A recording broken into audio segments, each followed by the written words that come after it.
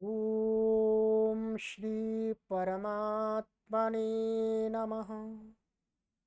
ओम श्री गुरुभ्यो नमः।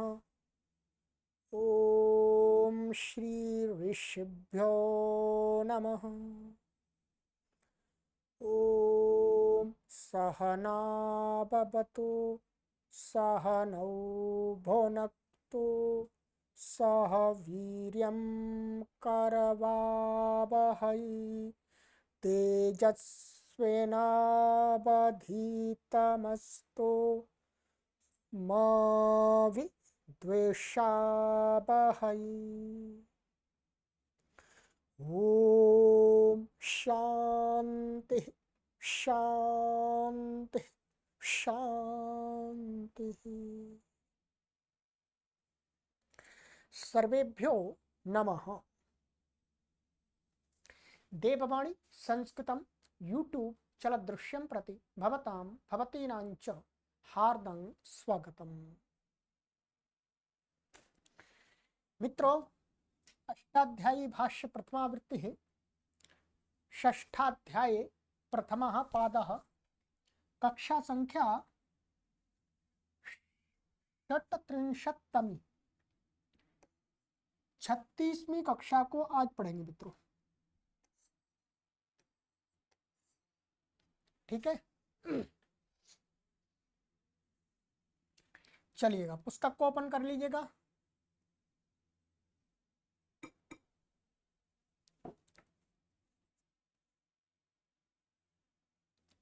गत कक्षा में मैंने आपको एक सूत्र पढ़ाया था विस्तार से, चितः, पूरा विस्तार से पढ़ा दिया। विस्तार का तात्पर्य है कि पूरा काशिका में जो विस्तार दिया वो मैंने आपको पूरा समझा दिया था। जिनको समझ में आ गया उनको बहुत अच्छी बात है, और जिनको नहीं पूरा समझ में आया तो कोई बात नहीं है। ठीक है, जितना इसमें लिखा है उतना समझ में आ जाए तो भी बहुत है। चलिएगा, अब इसके आगे हमारा सूत्र है, सूत्र संख्या है 158, 158 158।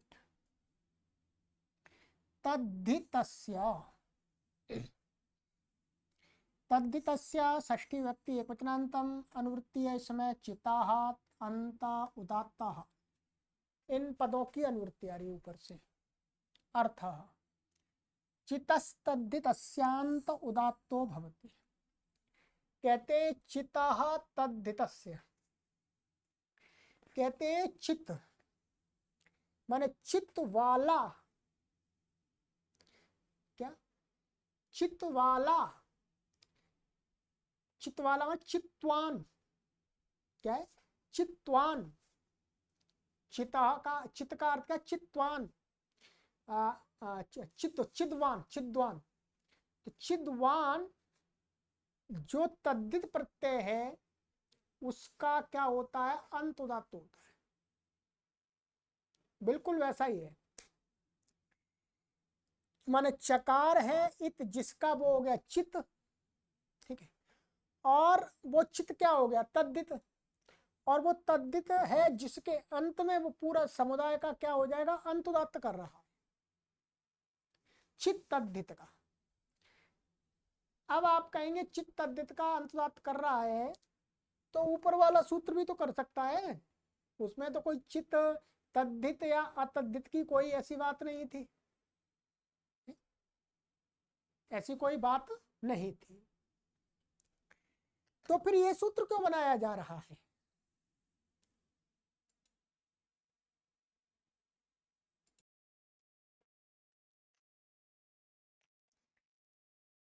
तो तद्धितांत चित्त तद्धितांत अंतुदात्त होता है उसका।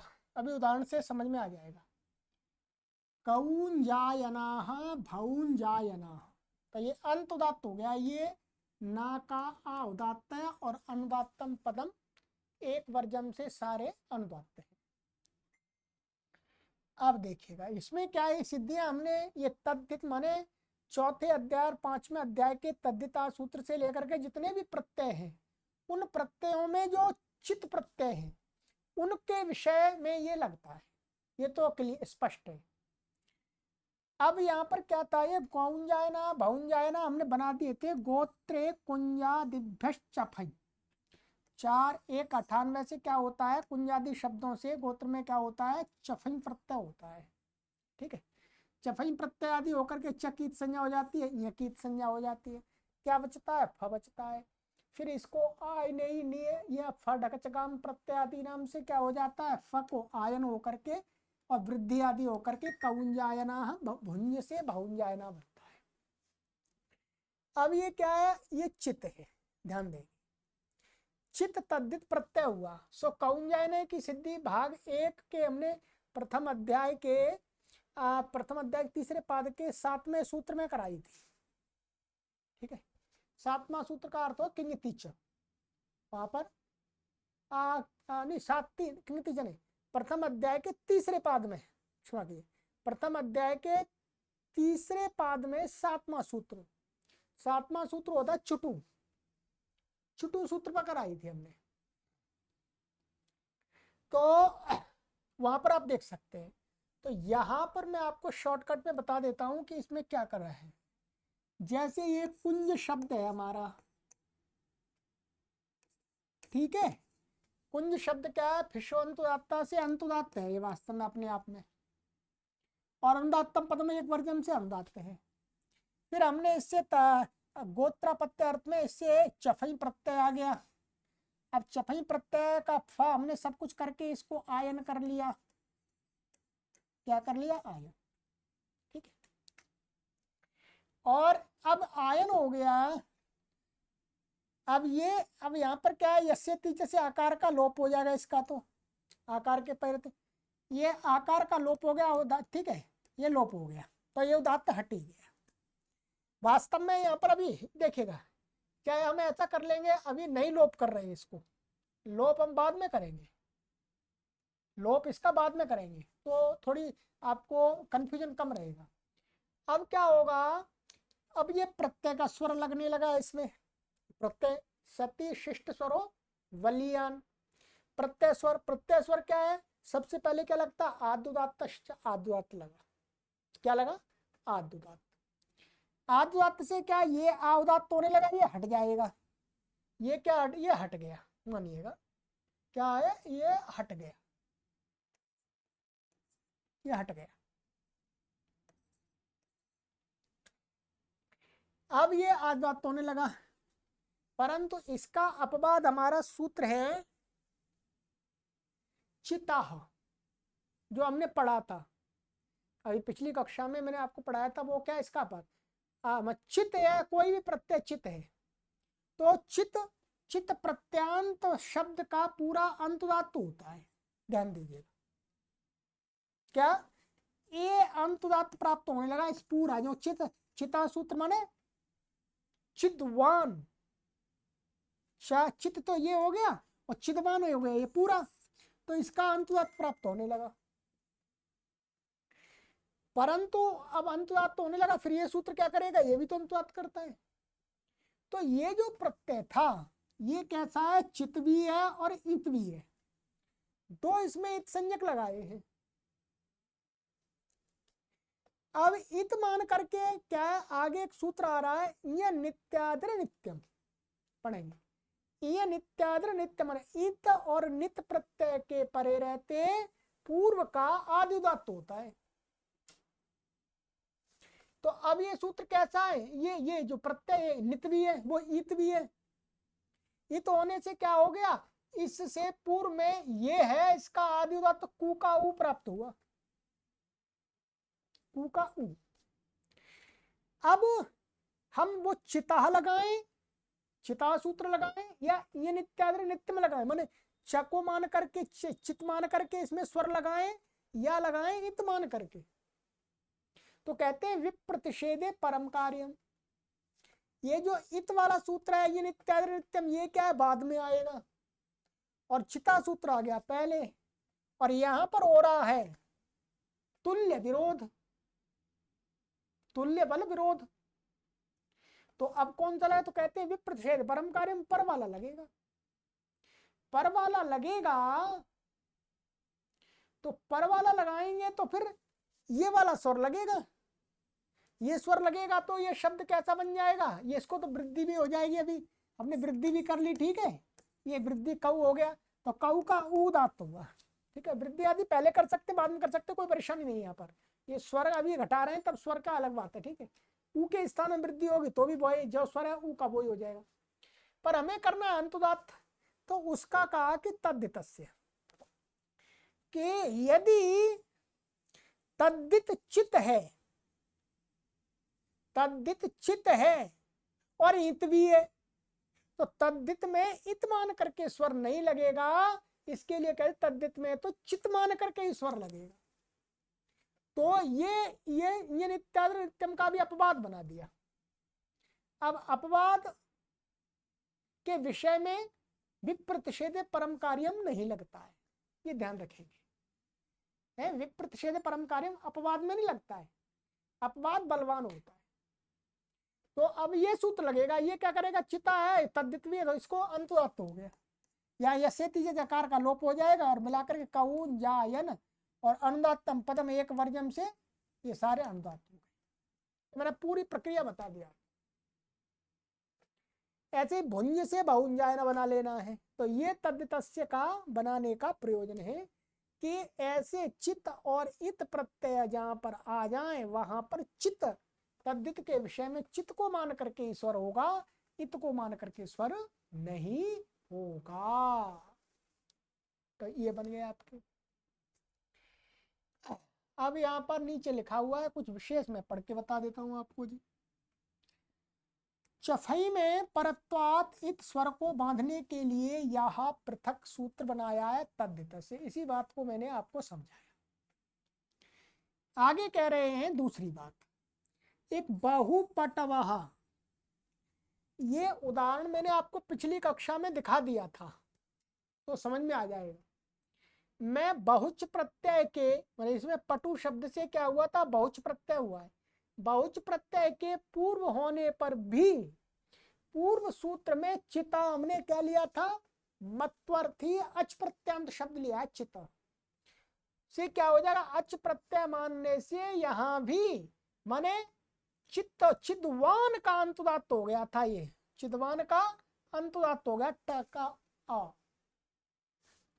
यहां भी अंतुदात्त हो जाता है। तो यहां पर तो पूर्व सूत्र से ही होगा, क्योंकि ये वाला जो सूत्र है ये सूत्र है चित्त के साथ में इत वियोत्तम के लिए, ठीक है। तो यहाँ तो पूर्व सूत्र से ही यहाँ पर चित्ता में हो जाएगा।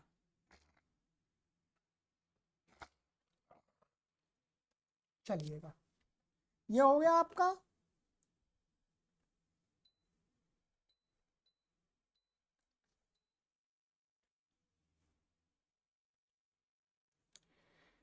आगे चलिएगा, किताह, किता षष्ठी व्यक्ति अज्ञानतम समाचार ककार इत यस्य सा कित तस्य कितः बहुब्रीहि, ठीक है, ये सामान्य है। अनुवृत्ति तद्धितस्य अंतुदात्तः अर्थात कितस् तद्धितस्यान्तुदात्तो भवति प्रत्यय स्वरापवादो अयम्। ये कहते हैं कि कित जो तद्धित है उसका अंतुदात्त होता है, ये समुदाय को नहीं करता, ध्यान रखें, ये समुदाय को नहीं करता, बस ये जो तद्धित है कित है उसका अंतुदात्त करेगा। कह रहे हैं क्यों, क्योंकि प्रत्यय स्वरोपवाद वयम, ये क्या है, प्रत्यय स्वर का अपवाद है। प्रत्यय स्वर कौन सा है, आद्योदात्तश्च, प्रत्यय परश्च आद्योदात्तश्च, तो आद्योदात्त हो रहा था तो उसको अंतुदात्त कर दिया कित प्रत्यय को। तो कहते हैं नाडायनः चारायणः आक्षिकः और शालाकिकः, ये सारी सिद्धियां कर दी हैं। ये क्या है, नडादिभ्य फक से फक प्रत्यांत है, ये दोनों शब्द नाडायनः चारायण, ठीक है। तो फक, तो इसकी सिद्धि सारी कराई दी गई है आपको, फिर भी मैं बता देता हूँ स्वर के विषय में। ये नड है आपका और ये आपको फक हो जाएगा, फक का क्या है, ये आयन हो जाएगा, आयन फटक चकाम प्रत्यादि नाम से, ठीक है। और यस्य तीजे से लोप हो गया इसका, आदि को कित माने कितीचे से वृद्धि हो गई है, ठीक है, ऐसा बन गया। अब यहाँ पर स्वर लगाएंगे, स्वर लगाएंगे, पहले तो प्रातिपदिक का स्वर लगता है, ठीक है, अंतुदात्त होता है, परंतु फिर सती शिष्ट स्वरों बलियान से प्रत्यय का स्वर आया, प्रत्यय का स्वर क्या लगेगा, आदुदात्तश्च, उसका अपवाद ये हो गया क्योंकि ये कित है, कित होने से क्या इसका अंतुदात्त हो जाएगा। अनुदात्तम पदम एक बार जम हो जाएंगे सारे ये, तो ये होगा नाडायन चारायण। ऐसे आक्षिक ये इसमें क्या है, तेन दीव्यति खनति जयति जितम से ठक प्रत्यय हुआ है, ठक को एक हो जाएगा करके अंतुदात्त हो जाएगा, ये सारे भी अंतुदात्त ऐसे हो जाएंगे। ठीक है जी, तो ये अंतुदात्त हो गए आपके। तो ये है आपका प्रत्यय स्वर का अपवाद। तिसृभ्यो जसः,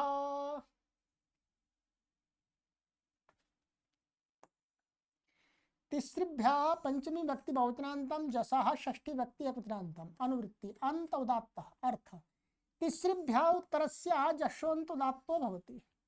कहते तिसरी शब्द से उत्तर ये बहुवचन में लिया है क्योंकि तिसरी शब्द हमेशा बहुवचन में आता है, एक वचन में नहीं आता। उत्तर जो जस आएगा हम माने बहुवचन का जस प्रथमा का, उसको अंतुदात्त हो जाता है। ठीक है, कहते हैं तिस्रस्तिष्ठन्ति तिस्रो तिष्ठ द्यावः सवितुः, तो ये तीसरा तीसरा दिया, तो क्या है ये त्रि शब्द है। वास्तव में त्रि को क्या हो जाता है, जस के परे रहते स्त्रियम तिसृ तस्य, क्या है स्त्रीलिंग में त्रि शब्द को तीसरी आदेश हो जाता है सभी व्यक्तियों के परे। इसको त्रि को क्या होगा, स्त्रीलिंग है तो तीसरा हो गया।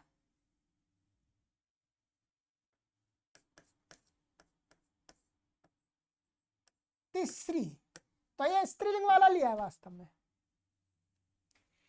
अब यहां पर क्या था, इसने क्या कहा, तीसरी शब्द से उत्तर जस को अंतुदात्त होता है, जस का उदात्त होता है। यहां पर ये जस का अस बचेगा। अब यहां पर क्या है, हम यहां स्वर घटाएंगे तो त्रिप्रातिपदिक है वास्तव में, तो फिशो अंतुदात्ता से क्या हो जाएगा, ये अंतुदात्त है। इसके स्थान में तीसरी आदेश हुआ, तो स्थानीय आदेश अनल विधौ, माने आदेश स्थानीय के समान हो जाएगा। तो इसका स्थानीय क्या अंतुदात्त, तो इसका जो आदेश है वो भी अंतुदात्त हो जाएगा। फिर अनुदात्तम पदम एक वर्जन। अब यहाँ पर क्या प्राप्त हो रहा था, ये जस था, जस को प्रत्यय स्वर प्राप्त था, परंतु उसका अपवाद क्या, अनुदात्त सुपित, सुप अनुदात्त होता है तो उसको अनुदात्त प्राप्त था इसको, पर हमें करना क्या है, अंतुदात्त। तो इसलिए अब क्या है, अनुदात्त सुपित का अपवाद ये बना दिया कि तीसरी शब्द से उत्तर तो जस का जो आए वो अंतुदात्त हो जाएगा। अंतुदात्त माने एक ही तो है इसमें अ, तो ये उदात्त हो गया, ये हट गए अपने आप। ठीक है, अनुदात्त। अच्छा यहाँ पर अब क्या होगा, अनुदात्त हो गया है और इको एणची। अच्छा यहाँ पर क्या था, अब सुनिएगा, हाँ यहाँ पर ये नहीं था, अभी रुके थोड़ा सा, अभी और आगे प्रक्रिया चलेगी, मैं बताता हूँ। यहाँ पर हाँ ये उदात्त, अब इसको क्या हो रहा था, ये अनुदात्त हो रहा था, ध्यान रखेंगे ये अनुदात्त हो रहा था। ठीक है, अब क्या हो रहा था, अभी एक सूत्र लगेगा 8वें अध्याय के दूसरे पाद में एक सूत्र है, उदात्त स्वरित योर इणः स्वरितोनुदात्तस्य। ये 8 2 4 है, ये देख लीजिएगा, यहाँ लिखा हुआ नीचे भी दिखा दूंगा, 8 2 4, ये क्या है, उदात्त स्वरित योर इणः स्वरितोनुदात्तस्य। ये सूत्र कहता है कि उदात्त के स्थान में यण अथवा स्वरित के स्थान में यण हो गया है, और उसके बाद में जो अनुदात्त है उसको क्या हो जाता है, स्वरित होता है। वास्तव में ध्यान दीजिएगा, स्वरित होता है।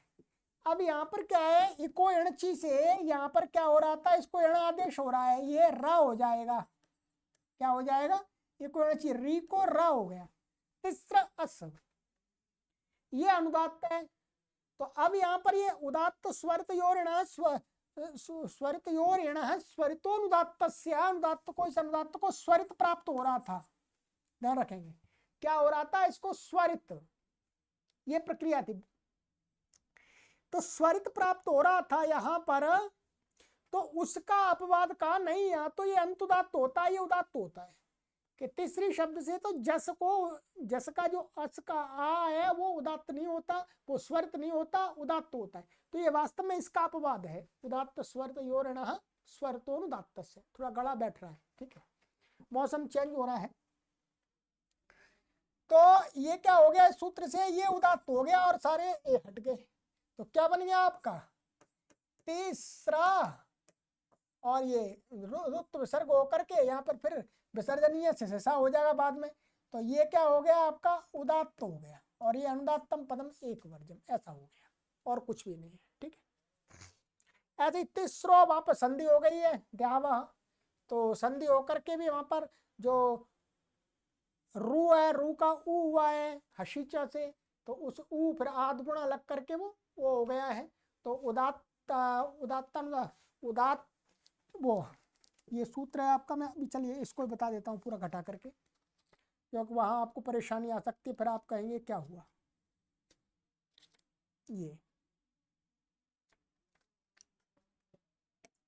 ये वाला ये तो बन गया, कोई परेशानी नहीं है, ये विसर्ग को विसर्जनीय सा से सा हो जाएगा।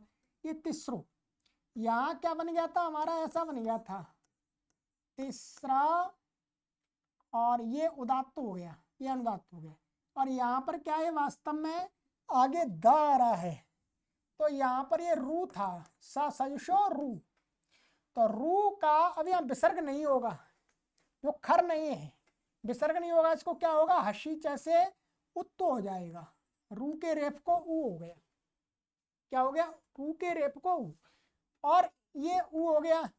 अब ये ऊ हो गया, ये तो क्या हो जाएगा, ये तो अनुदात्त रहेगा, ये तो अनुदात्त रहेगा। अब यहाँ पर आध गुणा लग गया, क्या ये लग गया आध गुणा, तो ये आ और ऊ को ओ हो गया। तो इसको जो एक आदेश होगा माने उदात्त और अनुदात्त, माने एकादेश उदात्तेन उदात्त, माने उदात्त के साथ में जो एक आदेश अनुदात्त का होता है वो उदात्त ही हो जाता है। तो ये जो उदात्त और अनुदात्त का एक आदेश होगा वो भी उदात्त ही हो जाएगा। तो तीसरो ये ऐसा उदात्त दिख रहा है इसलिए, ठीक है, ये भी मैंने पूरा बता दिया आपको। चलिएगा आगे चलते हैं।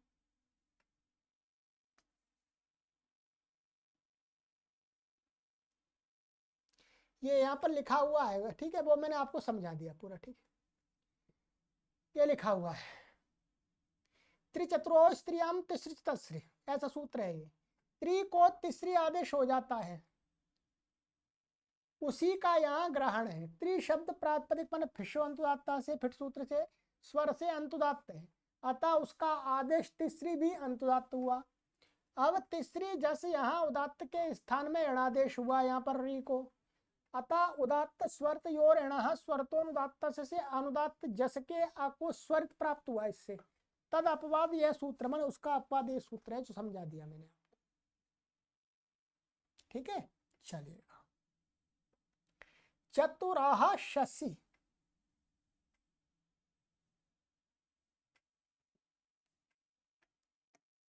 चतुराह षष्ठी व्यक्ति एकवचनांतम, ये केवल जस के विषय में ही कार्य करेगा और कहीं नहीं करेगा। शशि सप्तमी व्यक्ति एकवचनांतम अनुवृत्ति अंताउदात्ता अर्थात चतुराह शशि परतो अंतुदात्तो भवति। ये चतुर शब्द है, चार का वाचक चतुर। तो चतुर शब्द को कहते हैं शस प्रत्यय के पर रहते, उसको चतुर को ही अंतुदात्त होता है, शस को नहीं चतुर को। तो चतुराह पश्य, तो ये चतुर का ऊ है वो उदात्त हो गया, अनुदात्तम पद में एक वर्ग उदात्त अनुदात्त स्वरत हो गए। अब यहां पर क्यों लगाया, तो यहां बता रहे हैं क्या प्रक्रिया है। चतुर शब्द कैसा है, चते रुरन, उड़ादि से उरन प्रत्यांत है, उरन प्रत्यांत होने से क्या है, ये नित्यादि नित्यम से आदि उदात्त था। ये शब्द कैसा है, चतुर आदि उदात्त है अपने आप में, जो है नित्य है ये उरन प्रत्यय, और उसको शस पर रहते, शस आ गया यहाँ पर, ये अनुदात्त उस अनुदात्त है, ये तो अपने आप। तो विधान कर दिया, अंतुदात्त कर दिया, शस के परे रहते, जस के परे रहते तो ये आदि उदात्त ही रहेगा, ध्यान रखेंगे।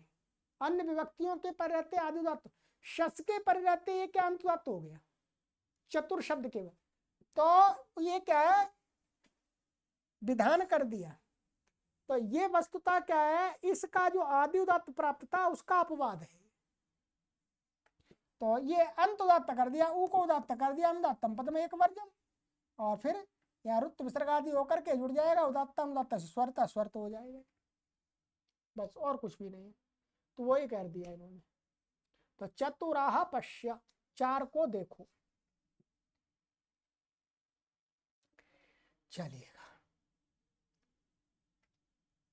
सावेकाचस्तृतीयादिर्विभक्ति, 6 1 सौ सप्तमी व्यक्ति एकवचनांतम, एकाचा पंचमी व्यक्ति एकवचनांतम, तृतीयादि प्रथमा व्यक्ति एकवचनांतम, विभक्ति प्रथमा व्यक्ति एकवचनांतम। समासः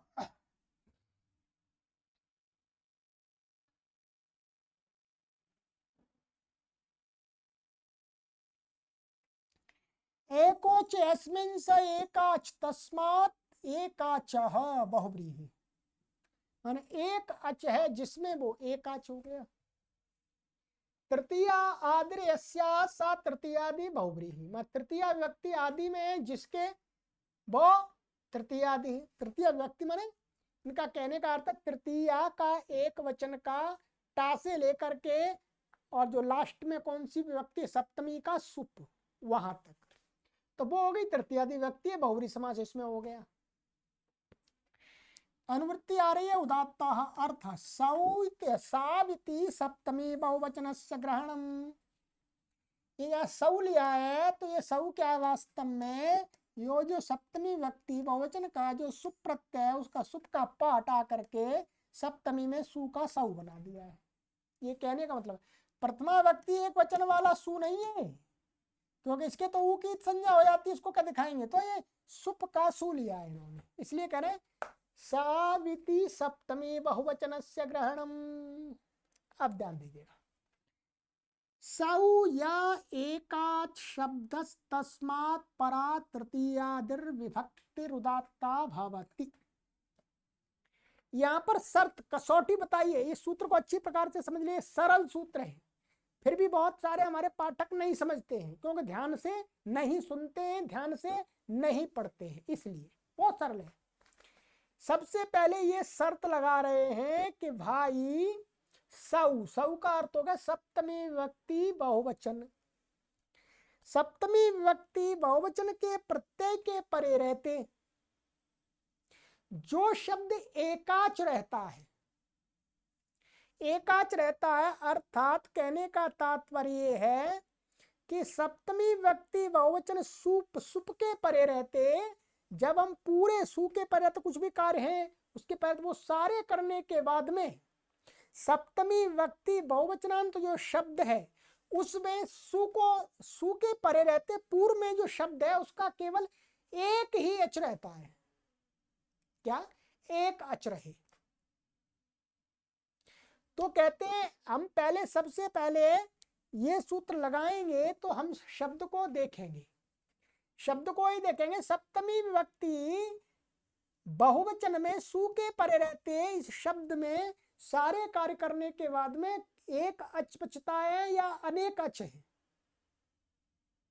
यदि एक अच बचा है तो ये आगे सूत्र कार्य करने के लिए बढ़ेगा, ठीक है।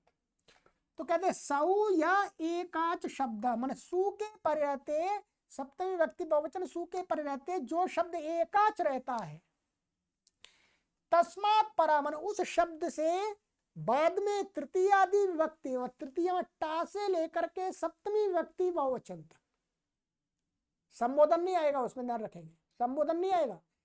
तृतीय विभक्ति टा से लेकर के सुप माने टा भ्याम भिस, ये भ्याम भ्यस, गसी भ्याम भ्यस, गस ओस आम, गी ओस सुप, इतने प्रत्ययों के परे रहते हैं वो जो शब्द है उसका क्या हो जाएगा, बोलते हैं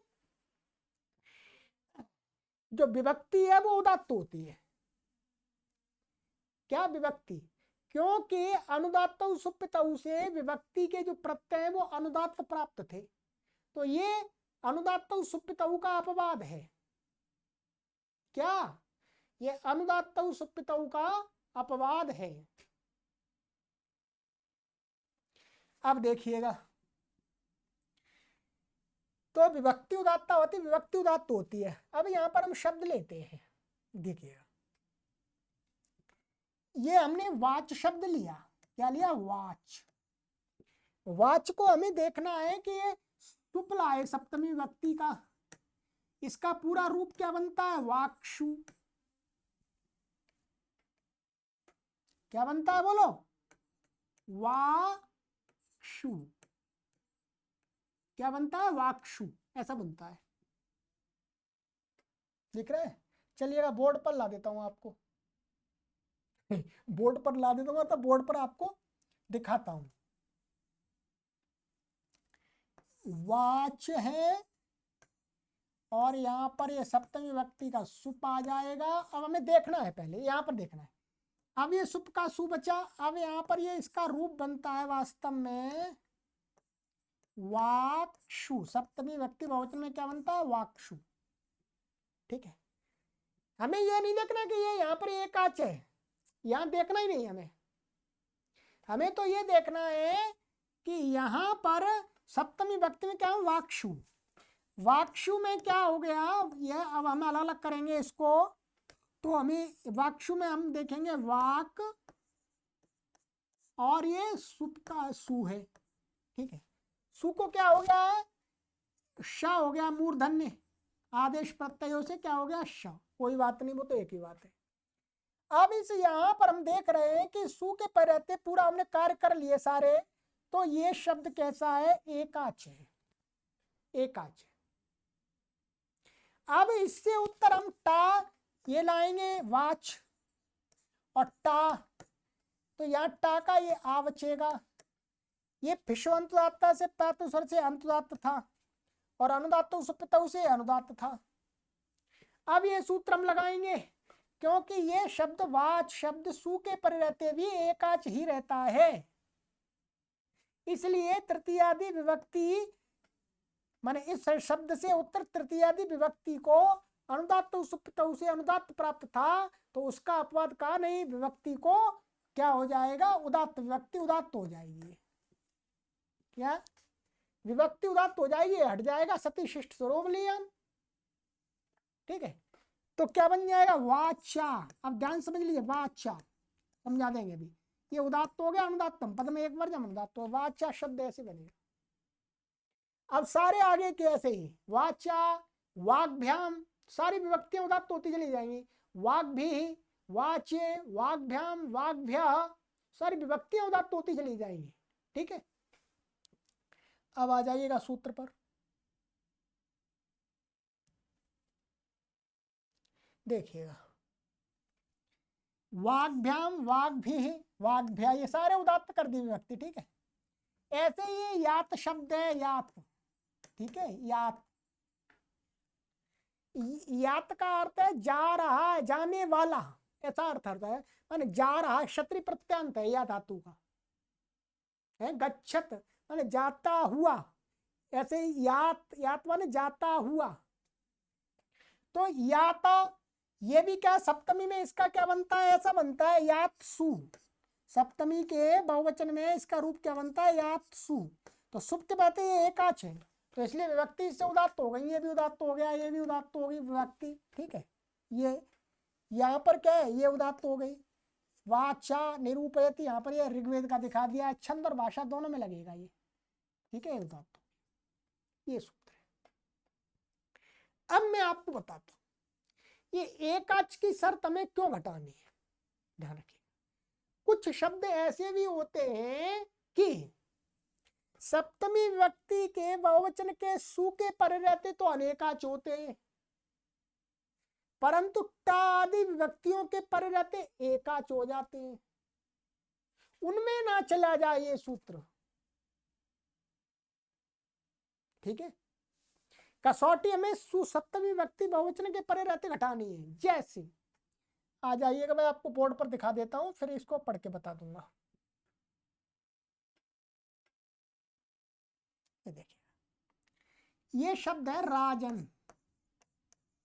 राजन है, राजन में हम सप्तमी व्यक्ति का बहुवचन का सुप लाते हैं और नकार का लोप हो जाता है, इसकी संज्ञा हो जाती है, तो क्या बनता है ये राजसु, ऐसा बनता है। ठीक है, यहाँ पर ये शब्द क्या है, सप्तमी व्यक्ति सु के परे रहते, ये शब्द क्या है, अनेकाच है। आ और आ राजन में दो है, अनेकाच है।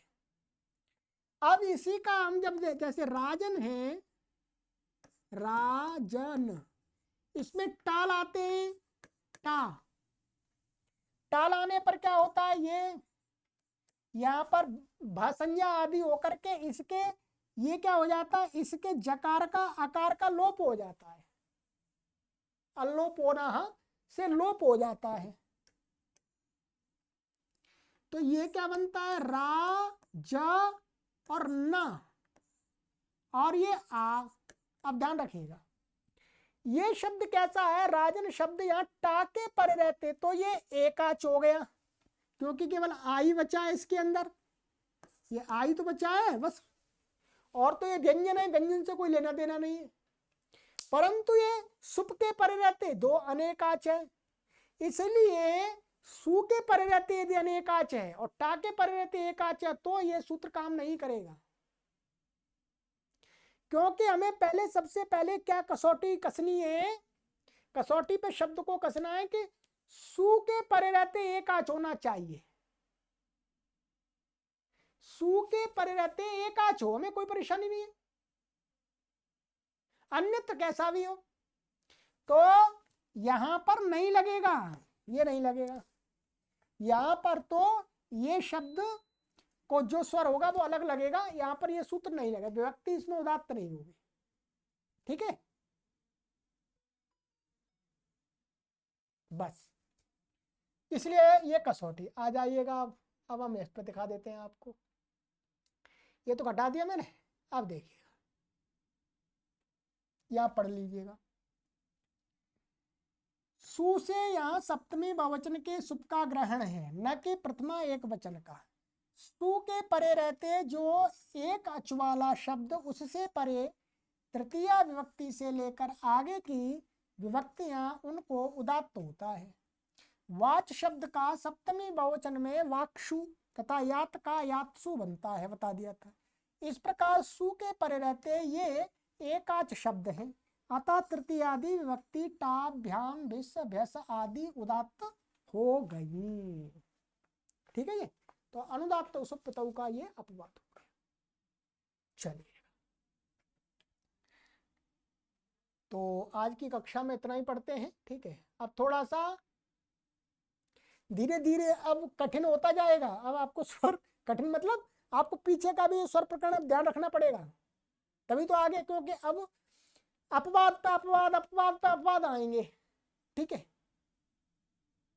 चलिए, और बहुत आनंद आएगा आपको, ये स्वर प्रकरण पढ़ लेंगे तो आपको संस्कृत भाषा की गहराई आपको बहुत समझ में आएगी, कि ये समझ में आएगा कि संस्कृत भाषा पर कार्य करने वाले विद्वानों ने, ऋषियों ने, मुनियों ने कितनी गहरी दृष्टि से, गहनता से विचार विमर्श किया है। ठीक है, आप देखेंगे शब्दों के विषय में ये जानकारी जो मैं आपको अभी पढ़ा रहा हूं, ये संस्कृत के बड़े बड़े प्रोफेसर, कुलपति आदि बन जाते हैं, परंतु उनको तनिक भी जानकारी नहीं होती है, तनिक भी जानकारी नहीं होती है। वो वैसे मंच से बोलते रहेंगे कि संस्कृत भाषा बहुत गूढ़ भाषा है, बहुत बड़ी भाषा है, बहुत वैज्ञानिक भाषा है, परंतु उसकी वैज्ञानिकता का बोध नहीं होता है। जब तक वैज्ञानिकता का बोध नहीं होगा तब तक हमारी वाणी में भार भी नहीं होगा, हमारी बात भी थोथी रहती है, लोग सुनते हैं ऊपर से उड़ा देते हैं। ठीक है, और भाषण मत दीजिएगा, आप लोगों को समझाइएगा तो उसमें भार रहेगा आपकी बात में, आपकी बात लोगों तक जाएगी। तो हम उसी पर कार्य कर रहे हैं, भाषणबाजी हमने कम कर दी है अब। ठीक है, भाषणबाजी में कोई लाभ नहीं है, ठीक है, इसलिए चलिएगा। तो आप भी भाषणबाजी कम करें और इस गहराई जो विचार विमर्श किया है पाणिनि मुनि अथवा दूसरे आचार्यों ने, उस पर फोकस करके लोगों के बीच में ले जाएं, पढ़े लिखे लोगों के बीच में, ठीक है, वही समझ पाएंगे। चलिए आगे की कक्षा में मिलते हैं। सर्वेभ्यो नमः।